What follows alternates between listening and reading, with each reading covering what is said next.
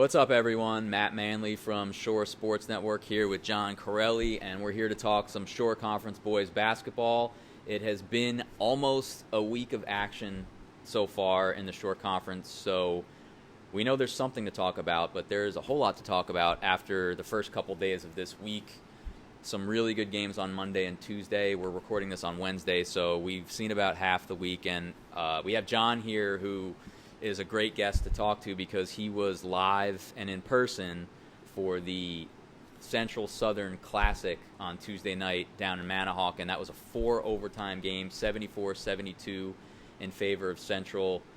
And there have been some overtime games, but this one was special because of just how many big shots we saw in that game. And we saw it thanks to John's live coverage on his Twitter account, which was great. Did it have a big game feel from the beginning, John? I mean, obviously you're there because we knew it was going to be a pretty big game. Southern's had a very good program over the last few years. Central's really been on the come up and has two all-shore players from last year. They're the number 3 ranked team in our rankings. So you had to figure it was going to be that kind of game. Did the gym have that feel from tip-off yesterday? Absolutely. I mean, from the jump, as soon as you got there, place was crowded. Everyone on both sides for Central, for Southern, the student sections were completely full. Parents were rowdy, were loud. So it had that feel that it was going to make or break where the season starts off. Whether it be inside their own division or throughout the Shore Conference, kind of a litmus test for both programs. And both teams had that same mindset at 1-1, but knowing how far their potential actually could go. It had a January, February feel to it. It had a Shore Conference tournament feel to it. It was great. It was loud. It was electric. And, it showed all 4 quarters and all 4 overtimes as well. And, of course, the big star in that game was Jason Santucci of Central. He's one of their 2 returning all-shore wings along with Miles Chevalier. And both guys had good games, but Santucci really stood out. 31 points, that was a career high. Also had 12 rebounds, 3 assists, 3 steals, 3 blocks, if you want to get into the whole thing. But he's a really good all-around player, really athletic player, and he was on full display in that game. What stood out to him, versus maybe some of the other guys that play in the conference, just in last night's game? The big thing with him is that, he really didn't take over until midway through the 4th quarter in those overtimes. But the biggest thing throughout the entire game was that he was creating opportunities for everybody on Central. Crashing on the boards left and right, finding assists inside the holes, those blocks, those steals. He had so many crucial plays that kept Central within the game. They faced deficits of 9 and 10 multiple times, and they had to call timeouts to kind of readjust. And, they were on the cusp of, losing that game.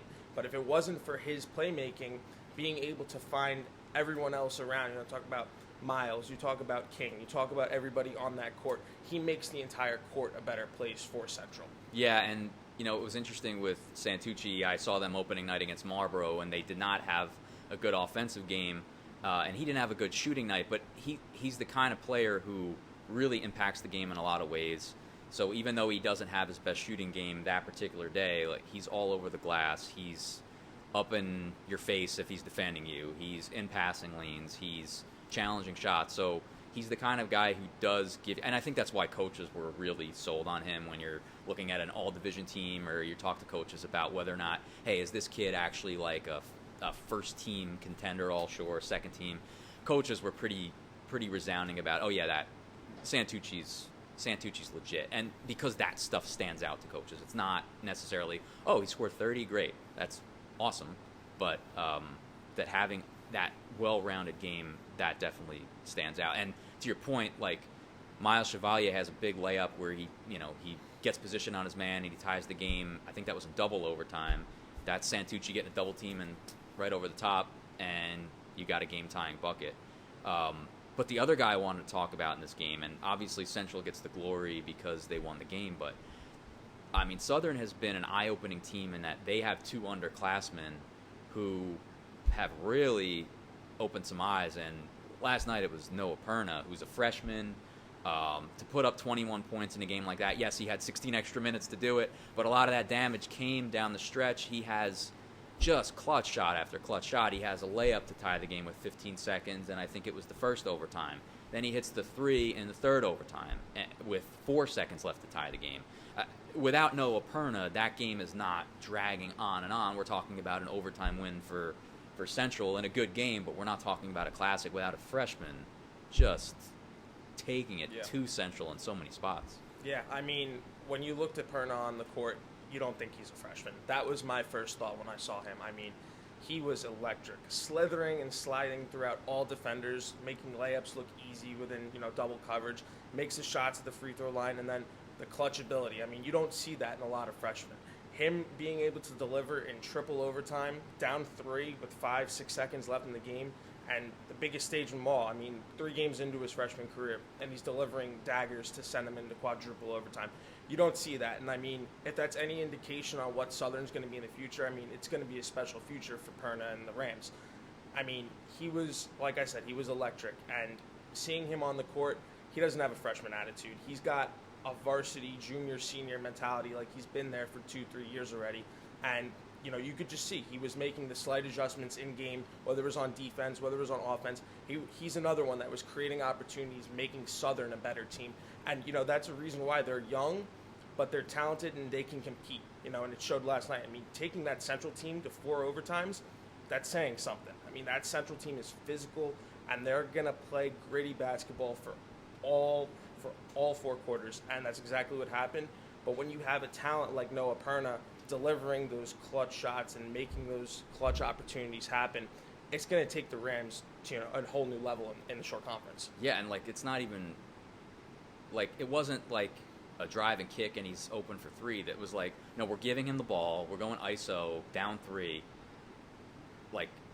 This is it, and it's one of those awkward moments where are they going to foul us to try to put us at the line? Usually the rule of thumb is depending on who you ask, it might be 8 seconds, might be 5 seconds. 5 seconds is usually the ideal when you're going to foul up 3, and he goes, drive toward the top of the key, step back 3, boom, we're tied. I mean, that is.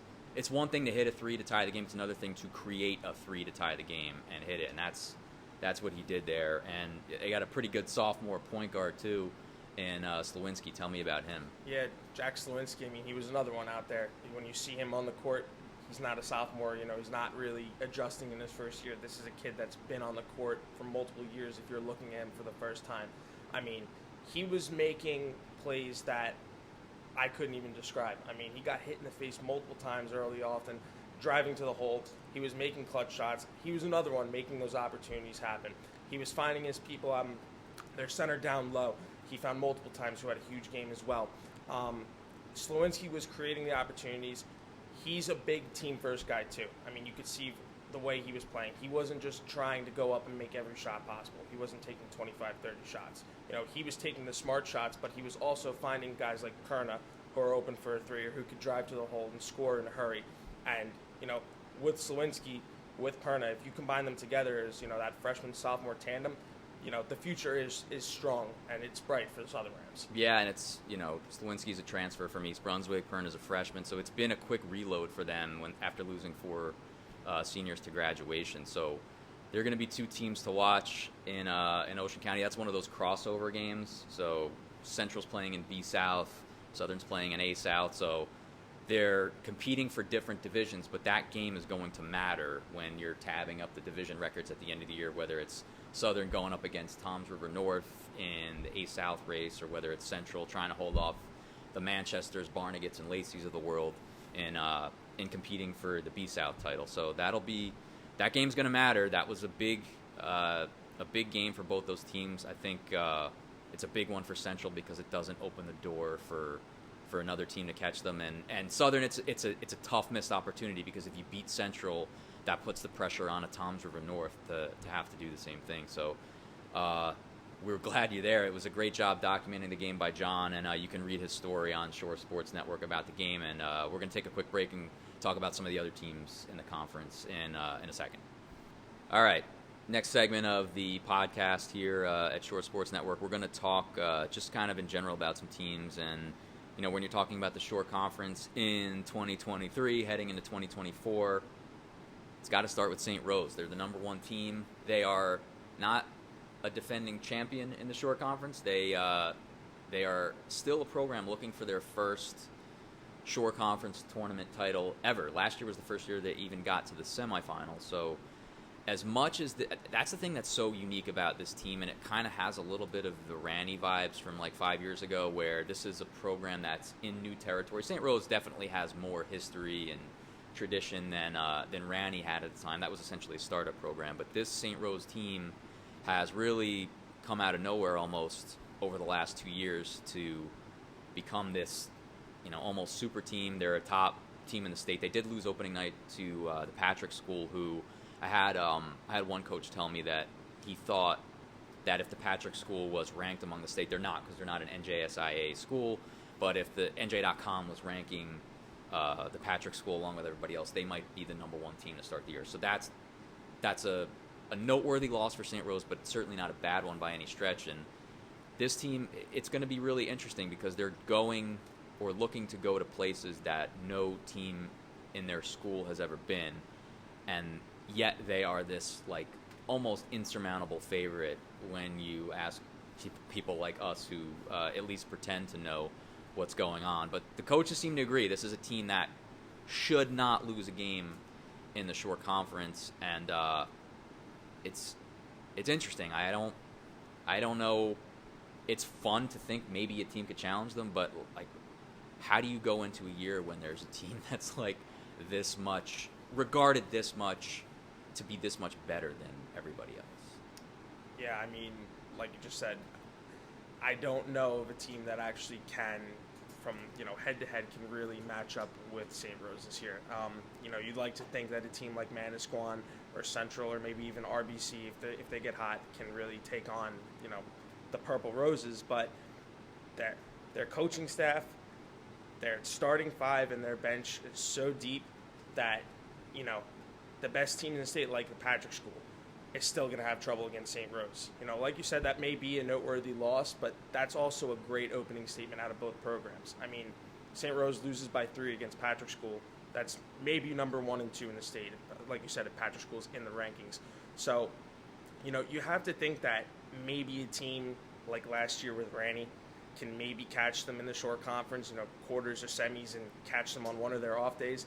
But to start off 2023-24, I mean, they're the clear-cut favorite throughout the Shore Conference. And it's a team that learned its lesson from that Randy game. I think one of the things that I think hurt them down the stretch in that Randy game, going all the way back to last year, number one, they're like a year older. They lost nobody from that team. So it's everybody who was on that team a year older, plus they had Avery Lynch, who's a freshman. That's Coach Brian Lynch's nephew. Good freshman, comes off the bench, not asked to do a whole lot other than make a few shots and get in the mix, and he can do that. So it's that whole rotation plus him. So, the thing that happened to them last year was, against Randy, the ball wasn't in Matt Hodge's hands quite enough. Other guys brought up the ball, and the adjustment they made going forward was, all right, listen, if we need to get Matt the ball, we'll just let him bring it up. And that's the story with him, is whatever you need, Matt Hodge will do. He's 6'8", he can handle, he can pass, he can shoot it. He looks like his shot has been very good so far this year. He put up 30 on opening night. He was knocking down shots in their second game. And then this last game, they beat Point Borough.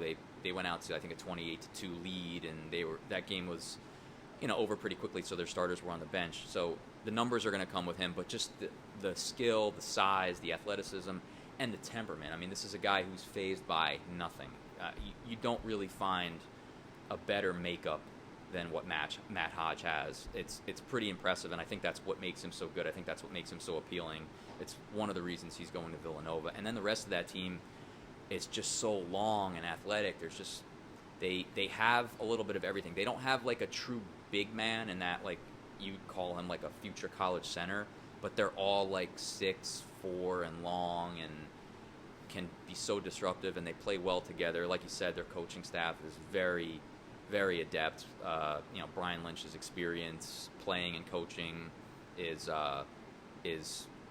hard to match. So they have a lot going for them in that regard. And you figure at this point, it looks like their top competition is Manasquan, but it seems like so far it's like St. Rose is on one level, Manasquan's probably a couple notches down, and then you have everybody else. And maybe that's selling Manasquan short because they've looked awesome so far. They obviously, it's well documented. They lost Darius Adams, who transferred to La Lumiere in Indiana. It's a major national program, and it was an opportunity for him. The expectation was, hey, we'll still be really good. That means we have like 3 starters coming back. We'll have those typical program kids. But then you lose Ryan Frauenheim to a torn ACL, and it's like, what are we going to see? And we're 2 games in, and they don't look like they've missed a beat. No, I mean, they look phenomenal. And, that's what I was saying earlier with Manasquan, is that I didn't know how they would be coming into the season without Adams and without Frauenheim. And they don't look like they've missed a beat at all. Their 2 performances so far have been nothing but domination. I mean, they've looked incredibly solid throughout the floor, whether it's on defense, whether it's on offense. And that's another team that has an incredible head coach, and he's going to keep them in every game possible as well, no matter what lineup they put out there. But they have a freshman that goes out there, Ray Mulhern, correct? Ray Weinsheimer. Ray Weinsheimer. And he's already made a huge impact for that Manasquan Warriors program. And that's another kid. When you have a freshman that you can build off of, it makes everyone else better too, because, a team like Manasquan, obviously they know how dynamic their program's been over the past decade. But when you can have that program return, they don't have Frauenheim coming back, and they thought they were going to have him all winter. They're kind of looking and say, well, who's our next superstar going to be? And when you find someone out there in Weinsheimer, it makes everyone better out there, and it's also going to show what the future is going to be for this team. It shows that they're able to plug and play brand new pieces, and the chemistry looks like it's been there for years. Yeah, and like the thing that stuck out to me about Manasquan, and I was kind of running this by Andrew Bilodeau, their coach, and he's the type to just say like, yeah, if you say so, whatever. But they seem like their talent level since Ben Roy showed up as a freshman in, I guess that was 2018-19, it's gone to a different level. And since Bilodeau took over, this team has been good every year. They're always in the short conference tournament quarterfinals. They're always in the mix in Central Jersey Group 2. And it wasn't like these high-level D1 guys before. It was all shore-type kids, a couple multi-sport athletes that they would get a lot out of. But then Roy shows up, and it's just been like this endless train of like really, really next-level talent. Even like if you look at like an Alex Galvan, who was like a 2-sport guy back in the 2019. He was a senior in 2019. Or he would have been a senior in 2020 because he was one of the guys who was affected by COVID in baseball. So, yeah, I mean, now that the talent level might have taken a hit with those 2 all-shore guys that you were talking about not being on the team, you still have Griffin Linstra, who, I mean, he is another coach's dream. Like, the kid just did not care about scoring last year. He averaged, I think, 7 a game. He would lock up the other team's best wing. If it was a power forward that was the threat, he'd guard him. Completely selfless player. And now we're a couple games into the season, and he's averaging 20 a game. So it looks like he's going to be one of the top scorers in the shore. And Bilodeau put it best.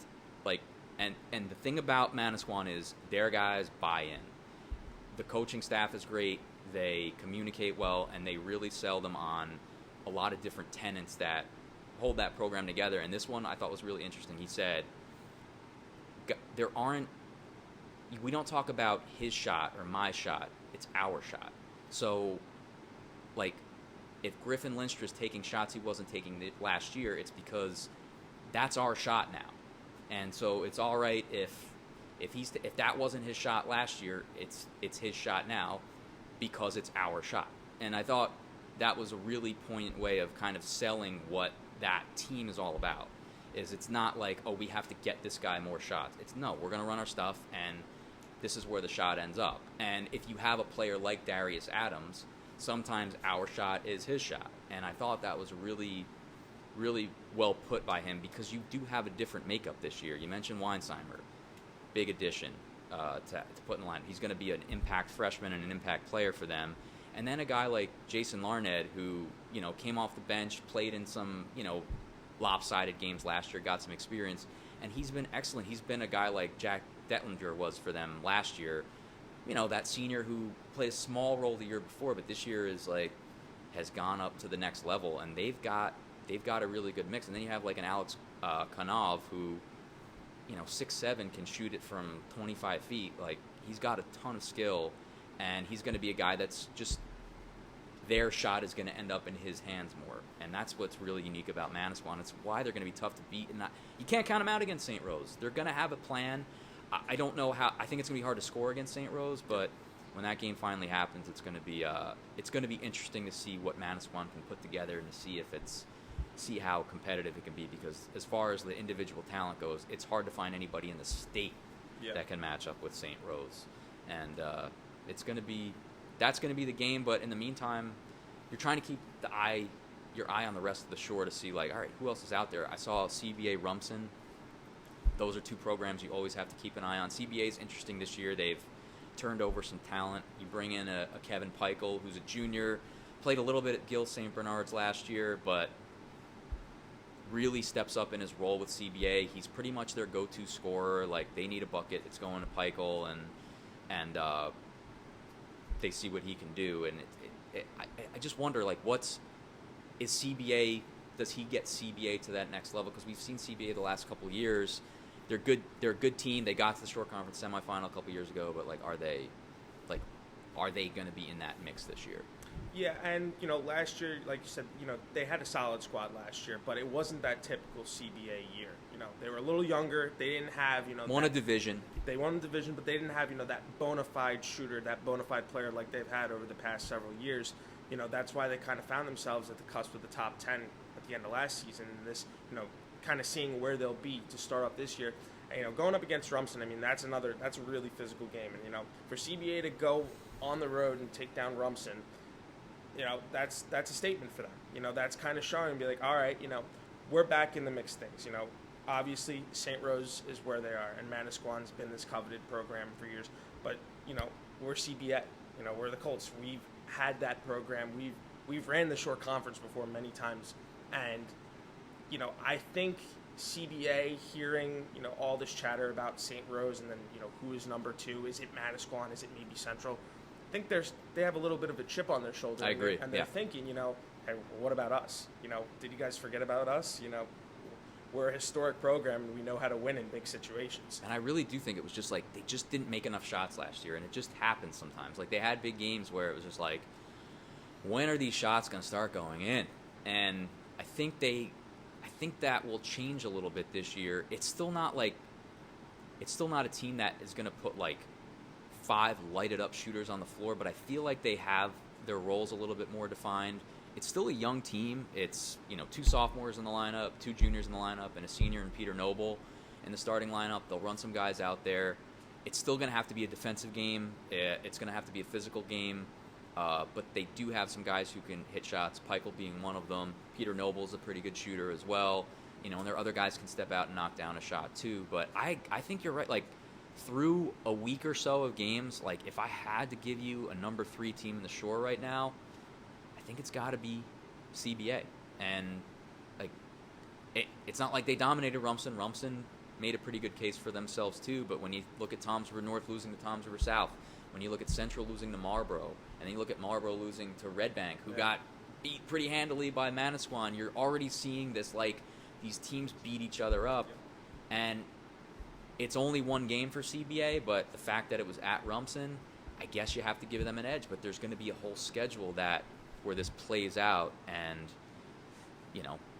somebody could beat them, and then all of a sudden we're talking about somebody else as the potential 3rd seed. So not even a week into the season, we're already having these conversations about, do we have a clear-cut 3rd team?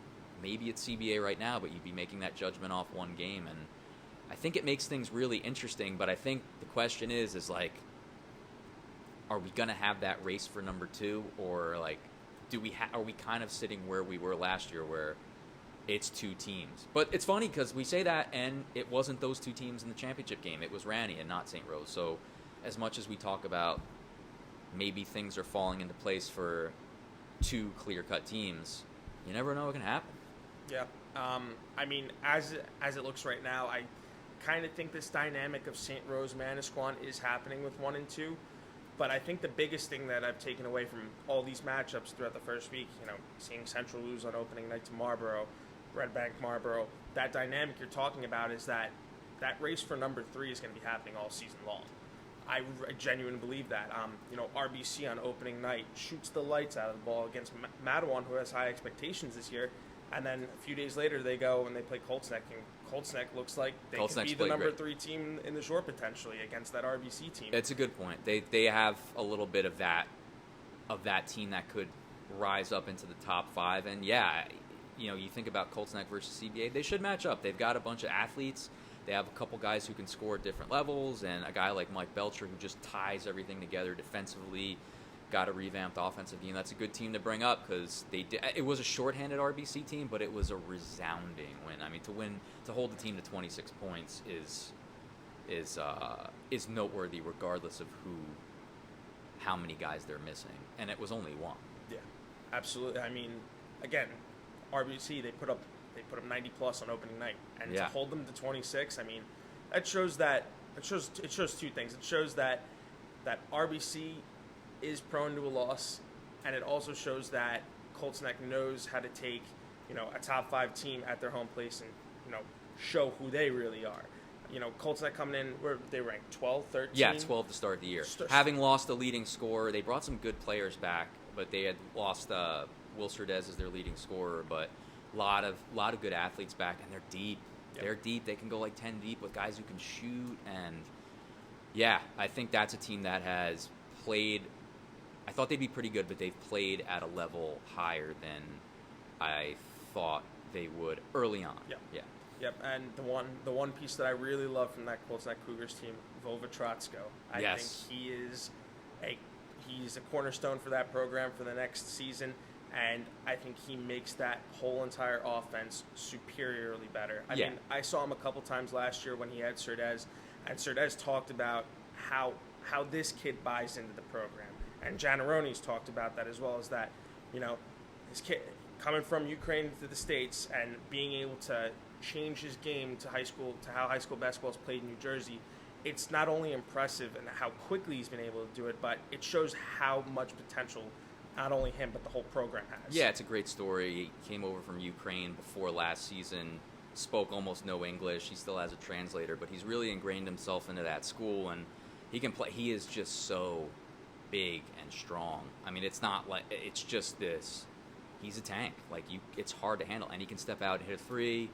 He crashes the glass. He is hard to handle. That was the case last year too, but now he's just a season older, more comfortable in his surroundings, and he's just like the kind of player that it's hard to deal with him, especially when you have to face their defense every time down the floor, and then you have to go defend a team that has a guy like that, and it makes it.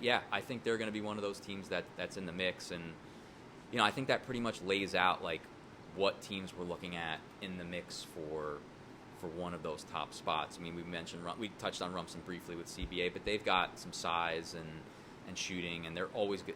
That's one close lot. They had an awful day shooting layups and free throws, and they lose by 2 to CBA. So they'll still hang around. They'll be a factor, and it seems like it's going to be that kind of year in the short conference where you just have a lot of teams vying for those like 3 through 7 spots, and we'll see a lot of it play out in the WOBM Classic where a lot of these teams are going to be competing.